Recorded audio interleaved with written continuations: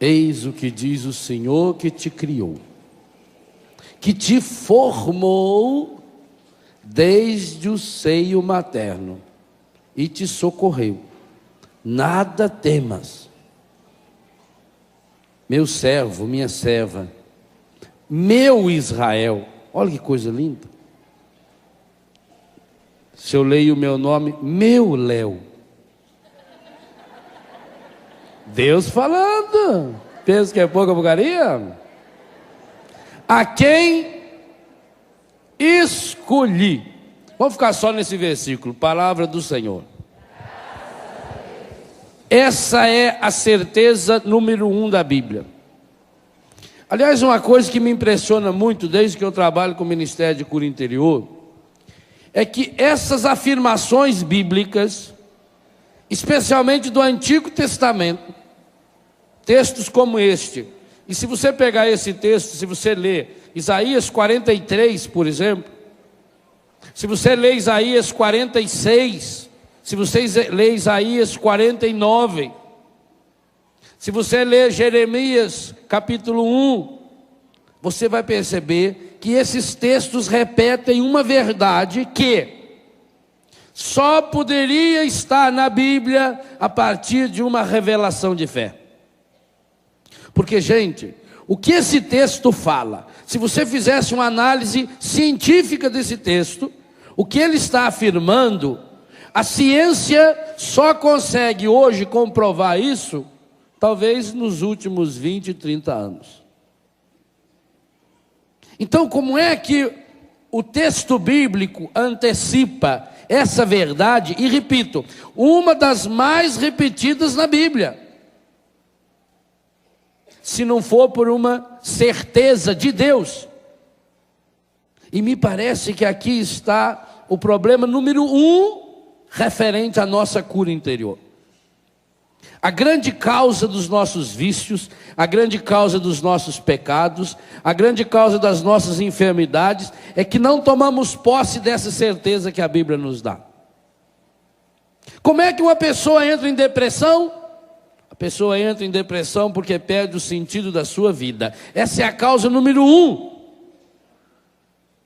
E por que uma pessoa perde o sentido da sua vida? Porque não sabe para que veio.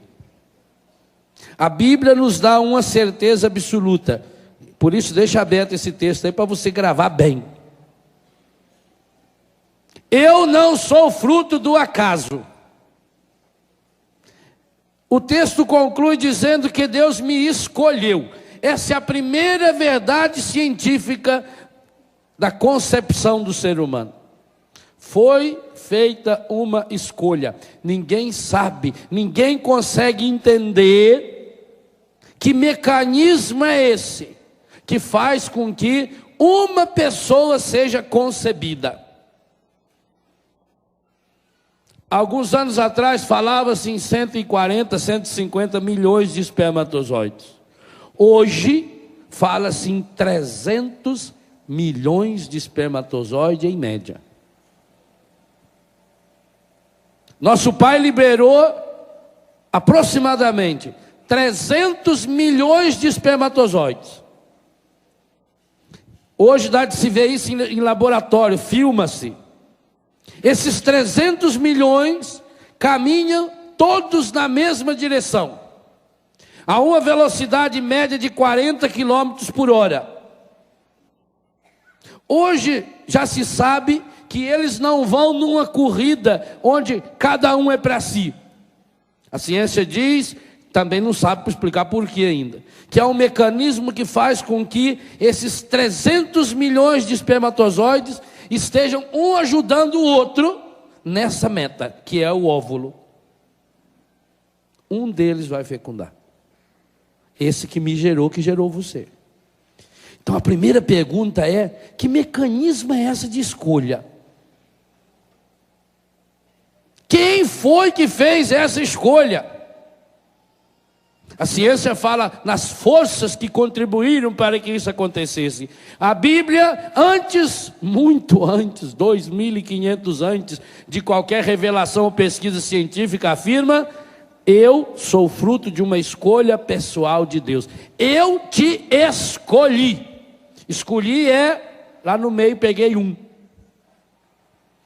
Só da nossa concepção, o ser humano já descobre que ele foi gerado, gestado, escolhido para vencer todo e qualquer desafio, todo e qualquer obstáculo. O ponto mais elevado da Terra, onde um ser humano já chegou, é o Monte Everest, que tem cerca de 8.000 metros de altitude. A altura que o espermatozoide subiu do corpo masculino para o corpo feminino, correspondente ao seu tamanho, chega a mais ou menos 24.000 metros. 3 vezes o pico do Everest. Você é o maior alpinista da história. Olha onde você chegou. Você atravessou a nado, ida e volta, Brasil, Portugal, Brasil. Você foi 3 vezes aos Estados Unidos. Foi, voltou de novo. Para nascer? Olha que viagem. Então como é que hoje, diante de uma coisinha de nada, você fala assim, não consigo.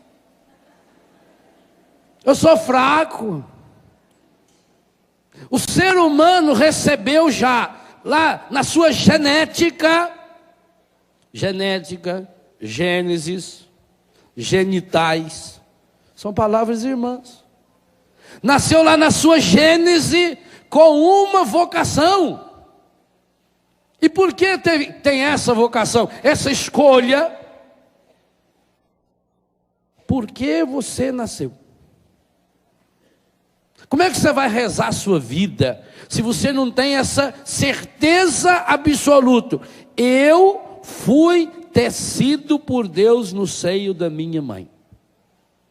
O Salmo 138, na tradução da Bíblia de Jerusalém, é a tradução mais recente que nós temos da Bíblia, principalmente para estudos. Ela diz assim, no versículo 16: vossos olhos viram o meu embrião. Vossos olhos viram o meu embrião. Quer dizer, naquele instante em que o ser humano era do tamanho de uma gota de farinha de trigo. Esse foi o seu tamanho original. Pensa num grãozinho de farinha de trigo, um só. Aquilo lá é umas 500 vezes maior do que você era. Quando a ciência descobriu, ou a mãe achou que estava grávida, provavelmente você já estava com 4 ou 5 semanas de gestação. Há um único caso documentado na história, você pode procurar tudo quanto é livro de genética. O único caso documentado na história, em que alguém tem certeza que está grávida, mesmo sem nenhuma comprovação posterior, porque ainda não tinha 4 semanas, foi quando Maria visitou Isabel. Isabel estava de 6 meses, Maria estava de 1 ou 2 semanas. E Isabel afirma categoricamente que Maria está grávida. E nós afirmamos isso todo dia, pelo menos 50 vezes, nós que rezamos o texto todo dia. Bendito é o fruto do seu ventre. Eu fico impressionado com uma coisa. A oração da cura interior é uma novidade para muita gente ainda.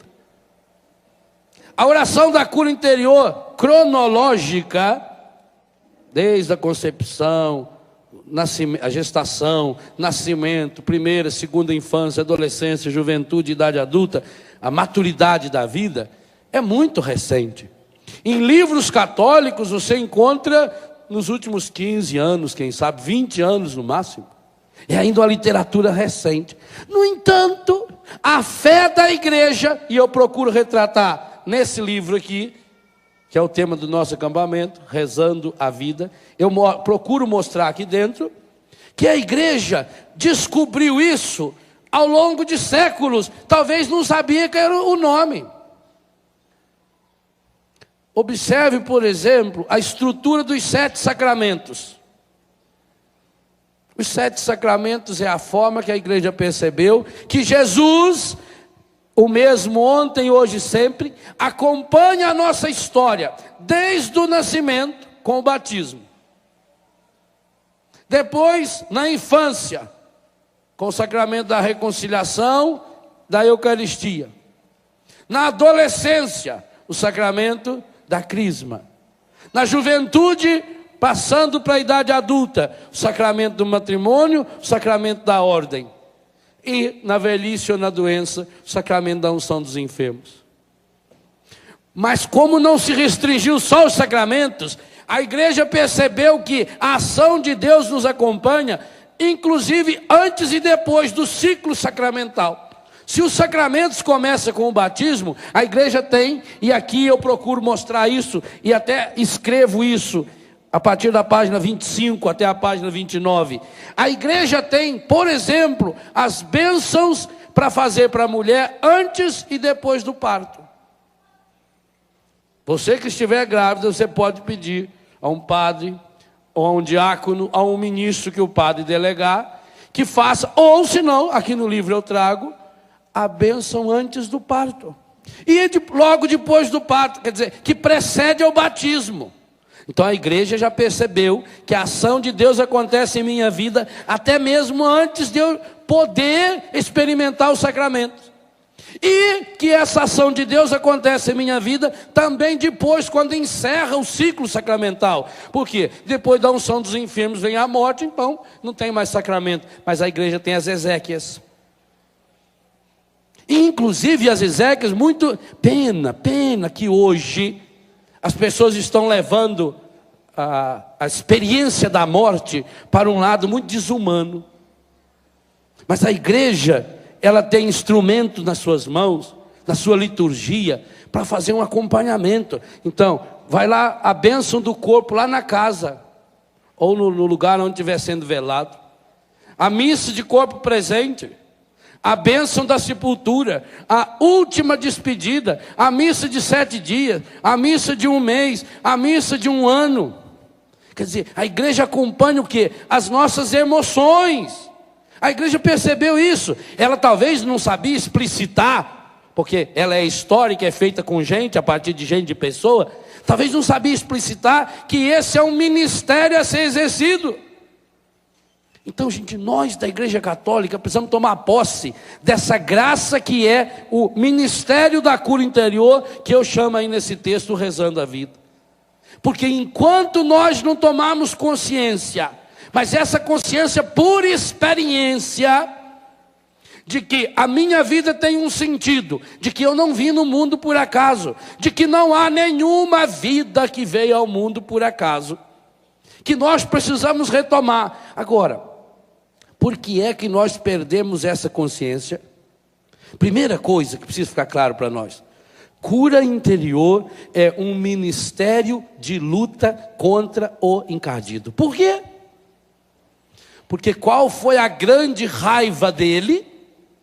Quando Deus criou, mais do que criou, a Bíblia diz que Deus teceu, quando Deus modelou, quando Deus formou o ser humano masculino e feminino. E eu já disse em vários acampamentos, o encardido tem uma raiva dupla.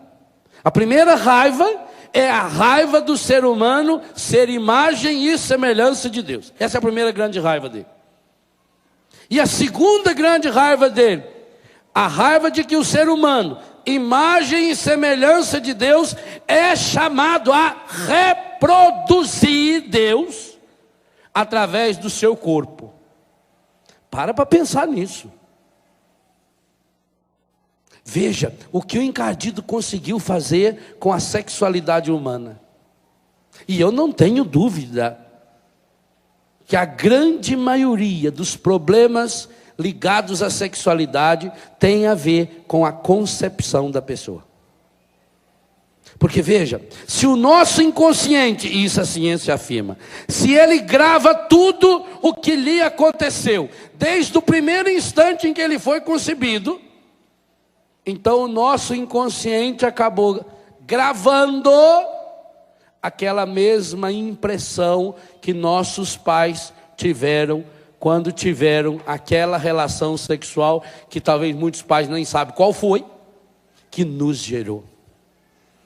Ao revestir a sexualidade, como o encardido faz, de um caráter feio, de um caráter sujo, ele está incutindo no ser humano que tudo que for relacionado ao sexo é pecaminoso. Eu falo isso no retiro para casais lá em Betânia, no retiro Casais 1 sobre a sexualidade. Como o encardido conseguiu fazer com que a gente tivesse uma visão errada do nosso corpo, especialmente dos nossos órgãos genitais. Já citei aí, da onde veio a palavra genital?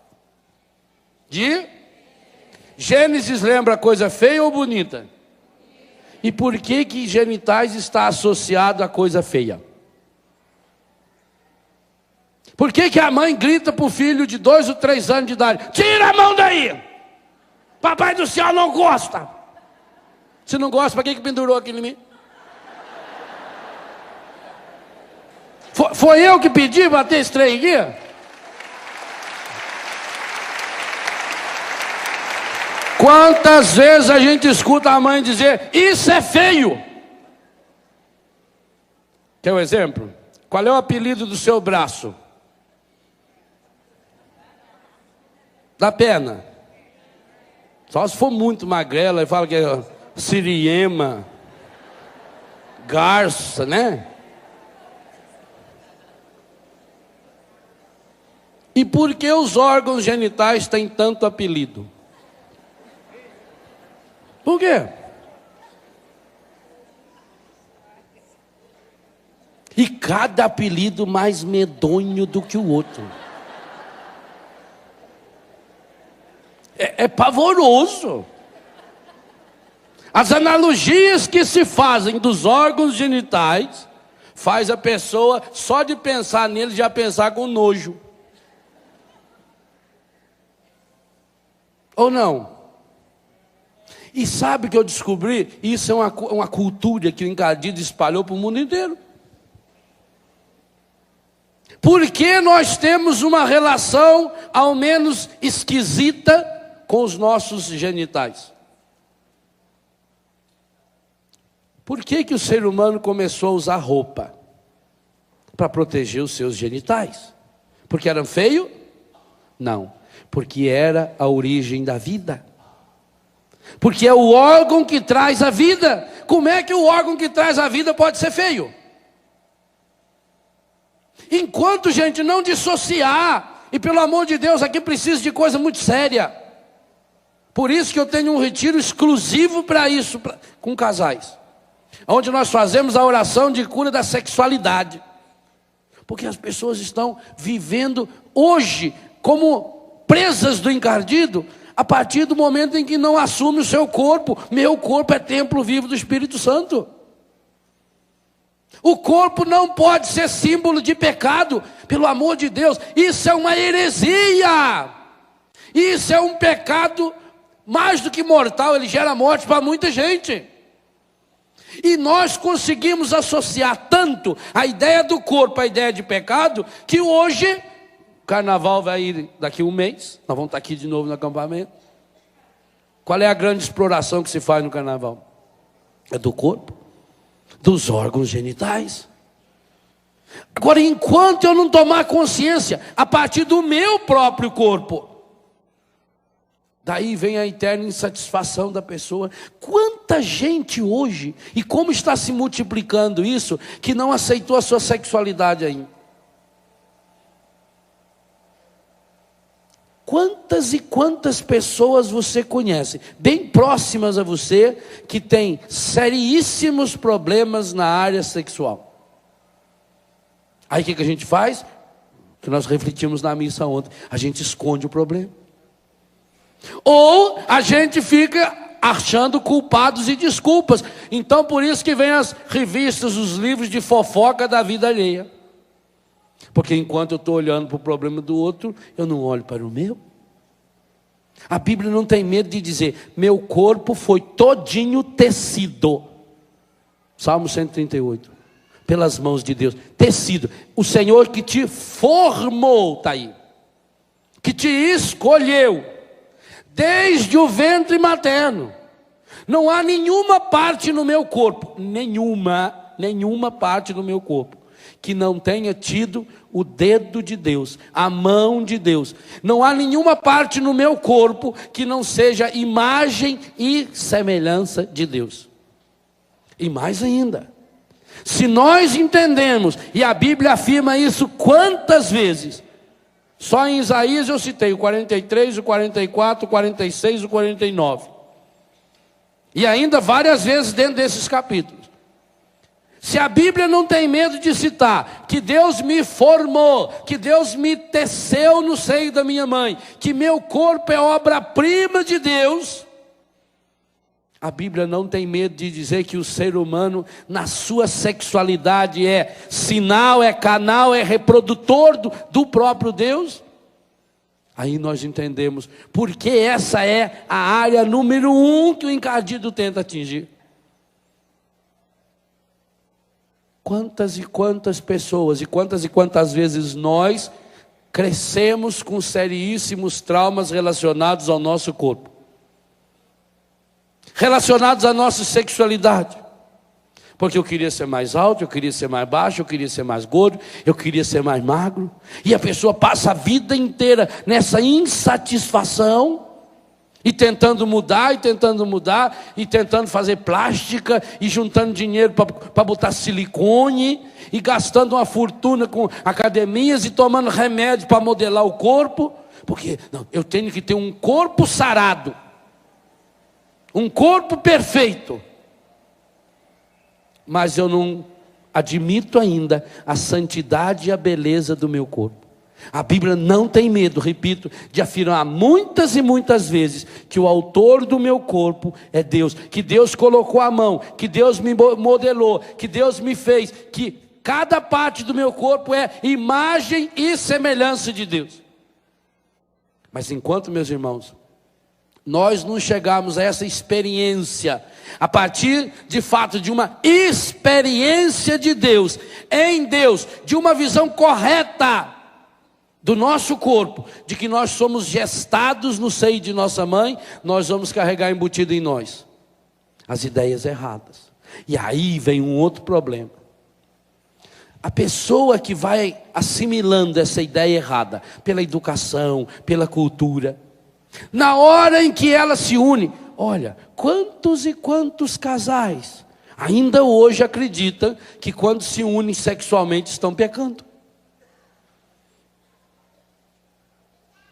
Se nós olharmos a nossa geração, as pessoas que amadureceram sexualmente há 20 anos atrás para trás, muito pior ainda. O corpo era visto como uma coisa medonha. A relação sexual era vista como um mal necessário. É mal. Mas para gerar filhos e filhas para Deus, como se Deus precisasse de um mal para chegar a um bem, então a gente faz.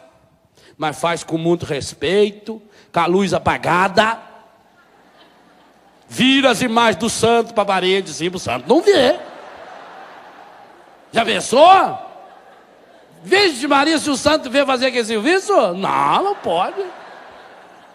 Que lhe era uma obrigação. O dever conjugal. Olha o nome que deram para o negócio. Dever conjugal. Cumpra com a minha obrigação de esposa. Mas era uma cruz, era um sacrifício. Só que aí tinha um detalhe, era uma cruz, um sacrifício antes, porque na hora descobria que era bom. E aí? Aí ficava uma divisão. Por um lado é bom, por o outro pecado. Aí une-se sexualmente. Gera-se um filho, não sabe que gerou. A vergonha de ter. Porque quantas mulheres, e muitas ainda que estão bem vivas e fortes, saudáveis e ajeitadas, que tinha vergonha da gravidez, escondia a gravidez, punha um pano mais longo, né, para não ressaltar a barriga, porque ver que está grávida era assimilar que tinha tido relação sexual. Já pensou a vergonha? Vão olhar para mim, o que você fez? que você andou fazendo? Para aparecer com esse negócio agora aí, essa barrigona. Então veja, você está carregando aqui dentro um ser que a Bíblia diz que Deus está fazendo, que Deus está tecendo. Mas você está com vergonha? Há muito de psicológico quando a mulher rejeita a criança, porque ela não rejeita a criança por maldade. Aliás, bons escritores modernos afirmam o seguinte: não existe no mundo nenhuma mulher que tenha aceito 100% a sua gravidez do começo ao fim, e nenhuma mulher que tenha rejeitado a sua gravidez.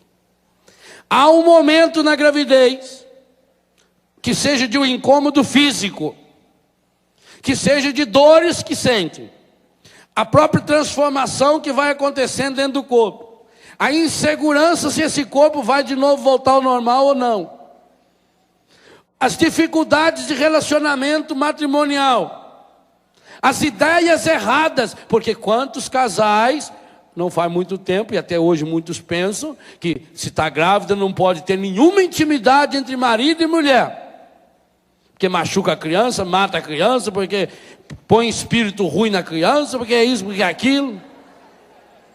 Tem cada ideia que a gente escuta, que a gente dá risada, fazer o quê?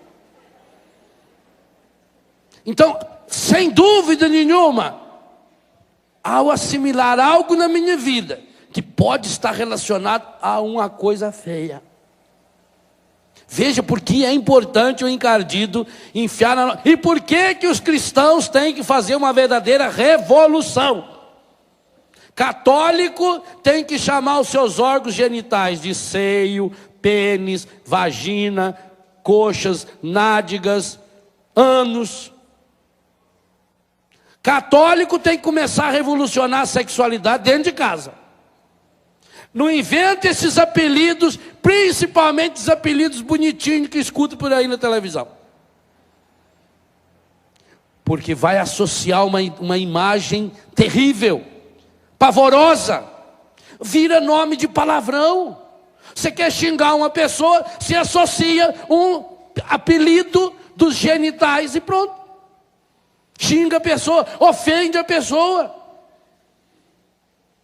Agora eu vou carregar a minha vida inteira, já de dentro da barriga da minha mãe. Se a criança escuta tudo, se a criança grava tudo, o que é que a criança está gravando lá dentro? Eu sou fruto de um pecado. Salmo 50 diz: eis que eu nasci em pecado minha mãe me concebeu. Mas por que é que ele afirma isso? Afirma isso porque ele estava no pecado. Porque ele cresceu com... O Davi é um bom exemplo disso. O Davi cresceu com um sério problema sexual. Ele era um tarado, um insaciável sexual. Sim, o Natan falou para ele que já tinha 300 mulheres, que se precisasse Deus arrumava mais. Por que esses profetas não ressuscitam? Não, vim de novo com essas ideias boas. 300! Olha! Salomão teve 1000. Já pensou? 1000! Era muito. Por isso que depois deles, os padres tiveram que viver o celibato. Porque a cota toda eles levaram para eles. Nós vamos levar muitos anos. Vamos levar muitos anos para equilibrar de novo. O Natan falou: e se você quisesse mais, eu te dava. Mas ele ficou de olho na Betsabé. E já via que o problema dele era a educação visual, aquilo que nós meditamos aqui no acampamento de final de ano. O condicionamento dos olhos. Veja como é o encardido entra pelos nossos olhos ao nosso coração, especialmente no campo da sexualidade. Não há nenhum outro campo humano em que se explora tanto aquilo que é chamado de voyeurismo, que a pessoa enxergar, ver e alimentar ideias sexuais errôneas, do que no campo do corpo e da sexualidade. Basta ver o número de revista pornográfica que existe. São Paulo, Rio de Janeiro, essas cidades grandes, onde eles expõem nas bancas, já para o lado de fora da banca, põe a parede inteira e de cima e embaixo é só revista de mulher pelada, homem pelado, não sei mais quem pelado. E aí até de se perguntar, se o ser humano moderno está tão evoluído, Se a sexualidade está vivida hoje de modo tão natural como diz que está, por que então, cada dia que passa, cria-se novas e novas publicações nesse campo? Porque embora o ser humano, aí volta para Davi, mesmo tendo 300 mulheres, Davi não estava saciado, porque o problema dele não era emocional, no sentido afetivo de amar alguém. Era o sentido de ter prazer com alguém. E ter prazer com alguém, gente, quando a pessoa vicia em alguma coisa, seja no que for, e no sexo então, aí vai longe, porque infelizmente está ligado a um problema sério, que é o que nós estamos meditando agora de manhã, a gestação do ser humano, o momento da concepção humana. Essa ideia de que esse momento tenha sido revestido de pecado. Então é muito importante a gente fazer oração de cura interior, tomando posse da graça de Deus que estava presente. Eu preciso fazer um exercício de imaginação, e eu procuro fazer isso e convido você a fazer. Faça um exercício de imaginação. Você tenta olhar no seu calendário, no dia que você nasceu, tenta voltar 9 meses, aproximadamente, e tenta rezar aquele período, fechando seus olhos, vai se colocando na presença do Senhor, vai pedindo a ação do Espírito Santo. Outra coisa importantíssima para essa área, a presença de Maria. Gente, a gestação é tão fundamental para que o ser humano se torne gente, se torne pessoa, que Jesus Cristo poderia ter vindo ao mundo homem feito. E por que ele se fez carne no seio de Maria? E por que essa presença dele no seio de Maria, repito, já é notada e afirmada por Santa Isabel? Maria estava na 2ª, 3ª ou 4ª semana de gestação, e Santa Isabel já afirma categoricamente: a criança estremeceu de alegria em meu seio, quando eu vi a voz da tua saudação. De onde me vem a honra que a mãe do meu Senhor me visite? Bendito é o fruto do teu ventre. Então a gente precisa pedir muito a presença de Nossa Senhora. Maria, mulher. Sabe umas coisas que ajudam a gente a começar a compreender o nosso corpo como templo vivo do Espírito Santo? Imaginar o corpo humano feminino de Maria, o corpo humano masculino de Jesus. Se você tem algum problema relacionado ao corpo masculino, tanto faz ser homem ou mulher. Hoje tem muito homem que tem problema sério. Primeiro relacionado ao seu próprio corpo, porque desde pequeno foi comparando bobagem, e como ele tem uma ideia fixa lá da gestação, de que houve algo errado, de que eu nasci fruto de um erro. É quase que a ideia que vem quando a criança descobre que foi rejeitada. Parece que cada um de nós trazemos esse trauma de uma rejeição dentro de nós. Porque, repito, se os cientistas afirmam que dificilmente uma mulher passe os 9 meses da gravidez sem uma pequena rejeição, e daí que é importante o diálogo da mulher durante a gravidez com o seu filho, inclusive no dia que não está bem. Por exemplo, nós sabemos que a mulher grávida, num determinado período da gravidez, até pela pressão que o feto vai fazendo no seu corpo, que ela precisa ir ao banheiro fazer xixi várias e várias vezes. Então muitas vezes isso é um incômodo, porque cansa. A gente, quando tem um problema de urina solta, ou quando está com o intestino ruim, que você tem que ir a opção de vez no banheiro, aquilo irrita. Então, humanamente falando, irrita. E não pense você: ah, meu Deus, me perdoa porque eu me irrito. Não, você vai se irritar. Você é normal, você está vivo. Então, quando você estiver nessa indisposição, fale para a criança: vamos de novo. Convida. Ó, meu filho, você já sabe que é menino? Já sabe se é menina? Porque se não sabe, trata como um nome genérico: bebê. Não fique falando no meu menino se você não tem certeza se é rapazinho que está lá dentro. Então já faz ultrassom, já fica sabendo, já escolhe o nome, já escolhe a roupa, já escolhe a profissão dele, a moça com quem vai casar, já fala o futuro dele todinho. Então converse com ele: Juninho, lá vai nós de novo, Juninho. Juninho, para de pisar, você está pisando na minha bexiga, rapazinho, vamos. Ó, você começa um relacionamento com o seu filho, você começa a operar uma cura nele. Ora, como nenhuma mulher no mundo consegue passar os 9 meses sem aqueles dias indispostos, cheira de comida, principalmente cheiro de carne. Vem que cheiro de carne, a mulher começa a sentir mal. E ela pensa que é uma coisa ruim. E é uma coisa boa. Por que a mulher sente enjoo na gravidez? Porque o cheiro acusou para a criança que aquela comida vai fazer mal e o organismo já está rejeitando. Então, sentiu um cheiro que não faz bem, não coma. Mesmo que você gosta muito de torresmo, não coma. Evita-o. Evita aquele pururuca. Aquilo pode fazer o mal danado. A senhora teve esse problema? Não. Evita que o organismo está avisando. Isso não me faz bem. Se não me faz bem, eu não vou. Ora, gente, a hora que nós começarmos a compreender que, primeiro, a geração de uma vida é natural do ponto de vista humano, e que o ser humano é chamado a exercer esse ministério, participando da graça de Deus, começamos a mudar a mentalidade relacionada à nossa sexualidade.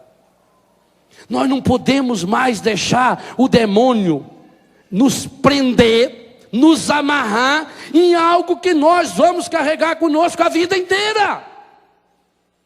E não pense você que a idade madura, que a velhice resolve o problema. Não pense você, porque muitas e muitas vezes pode ser até que o corpo não esteja correspondendo mais. E isso eu atendia um senhor de 80 e poucos anos de idade, e ele me dizia dessa angústia. Ele teve que sofrer uma cirurgia no seu corpo, ele não tinha mais ereção física, não tinha mais. E ele me dizia: padre, eu continuo sentindo desejo de toque, desejo de olhar, igualzinho quando eu tinha o meu corpo funcionando. Então, com 80 e tantos anos de idade, ora, a Bíblia não mostra isso também? Pessoas adultas, maduras, velhas, idosas, os idosos de Susana, o Abraão com 100 e tantos anos de idade. A Bíblia mostra que a atividade sexual é normal até na idade madura. Aliás, é o tema da campanha da fraternidade desse ano, e com certeza o documento já traz alguma abordagem nesse sentido. Então, é um problema que vai me acompanhar a vida inteira. Meu Deus do céu, e por que eu vou crescer a vida inteira com trauma nessa área? Pensa bem, o inferno que deve ser a pessoa que não aceita a sua sexualidade. Mas cada um de nós vai carregando um pouquinho dessa rejeição, porque associada está pela cultura e por aquilo que foi passado emocionalmente ao nosso subconsciente, que ali tem alguma coisa estragada, que ali tem alguma coisa feia. Veja que pecado, gente. Por que a sexualidade deve ser revestida de um momento, de um lugar sagrado? Primeira leitura da missa de ontem. Porque como ser humano, pela unidade física, está participando de um momento lindo da criação de Deus, isso precisa ser solenizado. O encardido colocou que é uma coisa feia que precisa ser escondida. Não tem uma diferença enorme? Por que um casal deve viver a sua intimidade nas portas fechadas do seu quarto? Porque o momento é lindo demais para ser dividido. Porque é íntimo demais para ser partilhado. Porque é solene demais para ser vulgarizado. Porque o casal está em íntima comunhão consigo, marido e mulher. Por isso a nudez total, não só de tirar a roupa, mas de abrir o coração. E porque Deus está presente. Então é algo lindo, é algo maravilhoso. Mas o encardido colocou o quê? É algo feio que precisa ser escondido. E se é feio e precisa ser escondido, começa a despertar na criança, no adolescente, nas outras pessoas, começa a despertar uma malícia. E esse é de fato o objetivo do demônio: fazer com que o ser humano não se aceite no seu corpo. O que foi que São João, do primeiro século da cristandade, escreveu quase lá pelo ano 100, na sua primeira epístola, no capítulo 5, e que até hoje é um critério de discernimento para saber se há ou não há contaminação demoníaca. O demônio e qualquer espírito maligno jamais consegue confessar que Jesus Cristo veio. O que está escrito lá? Na carne. Esse é um dos segredos para você saber se uma pessoa está ou não está contaminada. Se ela professa que Jesus Cristo veio na carne, porque Jesus Cristo veio na carne, o verbo de Deus se fez carne, habitou entre nós para nos salvar. Ao fazer com que a gente olhe para a carne com uma ideia pecaminosa, com uma ideia errada, com uma visão distorcida, o encardido está fazendo você não aceitar a salvação. Então você veja bem, gente, por que a sexualidade torna-se fonte de tanto pecado? Porque ela está associada, e não tem como dissociar, não tem como separar, ao mistério da salvação do ser humano. Da minha e da sua salvação. Uma pessoa desequilibrada, afetivamente desequilibrada, nós vimos ontem na missa, sexualmente desequilibrada, ela se torna uma fonte de tristeza, uma fonte de angústia. Por isso que eu dizia a você, é preciso fazer esse exercício. Você volte no seu calendário e tenta descobrir a semana, o dia que você foi gestado. Aí você fecha os olhos, peça a presença de Maria. Outra presença muito importante na oração de cura interior no período da minha concepção, a presença do anjo Gabriel, o arcanjo Gabriel. Ora, não foi ele que foi anunciar para Maria que ela estaria grávida? Não foi esse anjo que com certeza apareceu para Sara e Abraão, anunciando que Sara ficaria grávida? Outro anjo que você deve chamar, o anjo, arcanjo São Rafael. Não foi ele que protegeu o jovem Tobias e Sara, que estava contaminada havia muitos anos e que tinha um trauma ligado à sua sexualidade, para que os dois pudessem se unir, como está no livro de Tobias? Enquanto a gente não parar para pensar nisso, meu Deus do céu, como a Bíblia coloca anjos de Deus nessas situações que o mundo diz para nós que é feia. Então invoca a presença de Maria. E aquilo que eu disse, se você tem um problema relacionado ao seu corpo, imagine o corpo humano de Maria e o corpo humano masculino de Jesus. Você tem trauma ligado à sua sexualidade masculina? Ou ligada à sexualidade masculina? Imagine o corpo masculino de Jesus. Quando Jesus foi crucificado, a história diz que ele não usava nenhum pano protegendo seus genitais. O pênis de Jesus foi exposto. E foi exposto para que cada um de nós reconhecesse o valor do seu próprio corpo. Maria Santíssima tinha ciclo menstrual igualzinho a todas as mulheres da terra. Maria Santíssima tinha um seio maravilhoso, inclusive é elogiado na Bíblia, bendito os seios que te amamentaram. O seio que amamentou Jesus. Maria amamentava Jesus como a senhora mãe amamentou seus filhos. Enquanto eu não pensar no corpo masculino de Jesus, no corpo feminino de Maria, eu vou ficar inventando abobrinha pensando no meu corpo. Como que se Deus fez a minha cabeça, Deus fez os meus olhos, Deus fez minha orelha, Deus fez minha boca, Deus fez minha perninha, e o encardido de raiva veio pendurar um negócio aqui para me atazanar a vida inteira. A minha sexualidade não é obra do demônio. Por isso eu preciso evocar a presença de Maria. Peça assim, Nossa Senhora, Mãe de Deus, a Senhora que teve a graça de ter gestado no seu corpo o menino Jesus, esteja presente comigo agora. Naquele exato instante em que eu comecei a existir. Naquele exato instante em que o espermatozoide do meu pai, ou a semente do meu pai, se espermatozoide for muito difícil falar, fala assim, a semente, mas não fala esses apelidos feios que servem para xingar, não. Isso aí é muito feio. Embora na Espanha eles comem um negócio com esse nome. Me ofereceram lá uma vez, falaram, esse negócio não quero comer não, o nome é muito feio. Então, esteja presente naquele exato instante em que a semente do meu pai uniu-se ao óvulo da minha mãe. Olha que coisa bonita. Naquele exato momento, a ciência diz que você passou a existir como gente, e a fé católica diz que a partir daquele instante já era você. Por isso que você não pode ser abortada, por isso que a igreja é contra o aborto e nunca vai ser a favor. Maria Santíssima, eu quero pedir que você esteja presente naquele instante.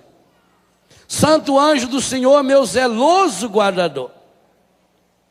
Eu imagino que nós ganhamos o nosso anjo da guarda naquela hora. Baseado nessas reflexões, da presença do anjo na gestação de Isaac, da presença do anjo na unidade física sexual de Tobit e Sara, na presença do anjo na concepção de Isabel, na concepção de Maria. Eu tenho, isso aí não é doutrina da igreja. O catecismo da igreja afirma que cada um de nós tem um anjo que Deus escolheu para nos acompanhar. Isso é dogma da fé católica. Isso está no catecismo. Agora não fala que hora que Deus colocou esse anjo. Eu acho, opinião do Padre Léo, que foi na hora em que você foi concebido. Que naquele instante em que aparelho nenhum no mundo é capaz de saber. Gente, isso é tão sério que nem mesmo quando a unidade do óvulo e do espermatozoide é feita em laboratório, nem aí os cientistas conseguem descobrir que hora que isso acontece. Nem aí. A ciência não tem como. Tem como fazer desenho, tem como fotografar uma imagem fosca, mas não tem como provar e mostrar, porque até consegue perceber o espermatozoide invadindo, entrando no óvulo, mas o momento em que dá a unidade dos dois, a ciência sabe quando já começa a ver as divisões, quando o óvulo virou um ovo, quando o embrião já vai se transformando num feto. Naquele momento, penso eu, foi a hora em que Deus escolheu um anjo e falou: você vai seguir, você vai acompanhar. Ora, Jesus fala que os anjos de Deus do céu protegem a criança. Então nós já sabemos quanto é criança. Jesus fala que a Bíblia fala que aqueles que morreram na infância têm anjos no céu, ou são anjos de Deus, que hoje intercede e reza por nós. Então, para mim, repito, é minha concepção, naquele exato momento em que o espermatozoide, a semente do seu pai, se uniu, foi abraçado pelo óvulo da sua mãe, aquele exato instante Deus escolheu um anjo. Então peça a presença desse anjo. Mas hoje eu já tenho 20 anos, eu já tenho 30, eu já tenho 40, como é que eu vou voltar lá no tempo? Primeira coisa que nós vimos ontem no versículo 8 da primeira leitura: Jesus Cristo é o mesmo ontem, hoje e sempre. Pegue a carta aos Hebreus, que nós lemos ontem. Só que agora olha o capítulo 4 de Hebreus. Para que a gente tome consciência de que nós não estamos falando de uma terapiazinha, de uma psicologia barata, mas que estamos experimentando, ou ainda nos preparando para experimentar o poder e a graça de Deus agindo em nossa vida. Hebreus capítulo 4, versículo 12 e 13. Que palavra linda para a gente poder rezar pelo momento da nossa concepção. Porque a palavra de Deus é viva, eficaz, mais penetrante do que uma espada de 2 gumes. Espada de 2 gumes é aquela que corta dos 2 lados, então ela penetra por completo. Atinge até a divisão da alma e do corpo. Quando foi essa divisão da alma e do corpo? Quando foi que meu corpo e minha alma se tornaram divididos? Na morte? Não. Porque o meu corpo vai ser ressuscitado? A única vez em que houve a divisão da alma e do corpo foi antes de você existir. Foi enquanto o corpo do meu pai e o corpo da minha mãe se uniram. E aí a fé nos diz que nesse momento Deus se uniu e colocou naquele corpo físico o espermatozoide que penetrou no óvulo. No exato instante em que o espermatozoide do pai penetra o óvulo da mãe. E aí tem uma coisa bonita que a ciência ensina também. Para nos mostrar que cada um tomou a iniciativa, o óvulo sai dos ovários e começa a caminhar pelas trompas. É ali que vai acontecer, quando ele sai, como que ele sai para se encontrar com o espermatozoide que está indo ao seu encontro. O homem joga o espermatozoide, a mulher, o corpo dela começa a preparar o útero. Por isso a menstruação, no sangue menstrual está saindo também todo aquele revestimento que foi feito para preparar, para receber. É um ninho fabuloso. É muito bonito quando você tiver a oportunidade de ver uma fotografia ou um filme que mostra a preparação uterina para receber. Então, a mulher prepara o seu corpo dando o óvulo. O homem prepara o seu corpo dando o espermatozoide. E Deus prepara a sua parte, que é nos dando o seu espírito. Por isso que o ser humano é tríplice dimensão, é físico, psíquico e espiritual. Por isso que o ser humano é humano e é divino sempre. Então, a palavra de Deus penetra a divisão da alma e do corpo, das juntas e medulas, e discerne os pensamentos e intenções do coração. Agora o versículo 13, depois dessa linda introdução. Nenhuma criatura lhe é invisível. Tudo é nu e descoberto aos olhos daquele a quem havemos de prestar contas. Então por que eu posso pedir a Deus que o poder do Espírito Santo, que Maria Santíssima, que os anjos de Deus estejam presentes, dando-me a certeza, essa certeza de que eu fui concebido por graça, por desejo, por vontade de Deus? Porque a palavra de Deus me dá essa certeza. Essa mesma certeza, tome o Salmo 138, o 139, conforme for a sua tradução. Do versículos 13 até o 15. E aqui eu queria dar um aconselhamento a você. Você que tem traumas ligados ao seu corpo. Você que não se aceita. Você que se acha feio, acha gordo, acha magro, acha que deveria ser mais alto. Você que não aceita o seu corpo, porque fica se comparando com os outros. Reze todo dia esses 3 versículos do Salmo 138. Todo dia. Coloque-se diante de Deus. Aqui está um roteiro de cura interior profundo para nós. Todo santo dia. Pega o Salmo 138, conforme a Bíblia, o 139, se for CNBB, se for a Bíblia de Jerusalém. Versículo 13, 14 e 15. Aliás, pode começar no versículo 12. A ciência não consegue filmar, jamais vai conseguir, ao menos com aquilo que tem conhecido, o encontro do espermatozoide e do óvulo, porque falta a iluminação, porque lá dentro é escuro, e aonde não tem, por que precisa de luz? A gente fica com essas luzes atazanando na cara da gente aqui, é porque senão não tem como filmar, a imagem não aparece, a imagem precisa da luz, tanto que foi a primeira coisa que Deus disse, que haja a luz. Sem luz não vê nada, pode até existir tudo, mas não enxerga nada. O versículo 12 já diz: as próprias trevas não são escuras para vós, a noite vos é transparente como o dia, e a escuridão clara como a luz. Fostes vós, essa tradução é bonita demais.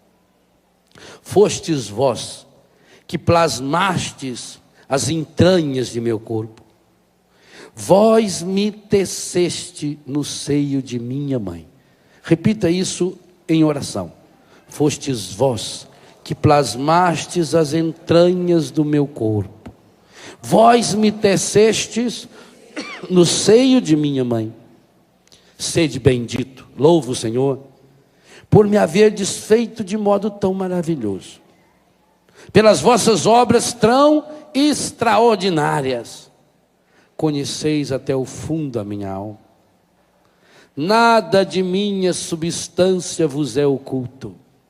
Quando fui formado ocultamente, quando fui tecido nas entranhas subterrâneas, cada uma de minhas ações vossos olhos viram, e todas elas foram escritas em vosso livro.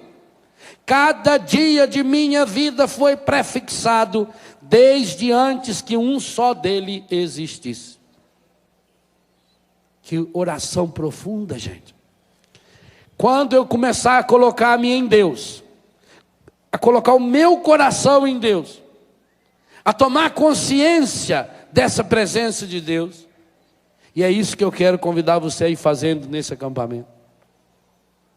Eu disse ontem, as orações que nós vamos fazendo aqui estão no livro Rezando a Vida. Então depois você pode tomar nas mãos essas páginas do livro e ir aprofundando. Porque digo uma coisa a você, não pense, e já falei isso em acampamentos anteriores de cura interior, não pense que a cura interior é algo mágico. Segunda coisa que Deus está me inspirando muito ultimamente, nós precisamos formar grupos de oração para a cura interior. Mas não é fácil formar esses grupos. Porque para formar esses grupos de oração de cura interior é preciso que você encontre 3 ou 4 pessoas. Não pode ser mais do que isso. O grupo de oração de cura interior não poderia ser com mais de 5 pessoas.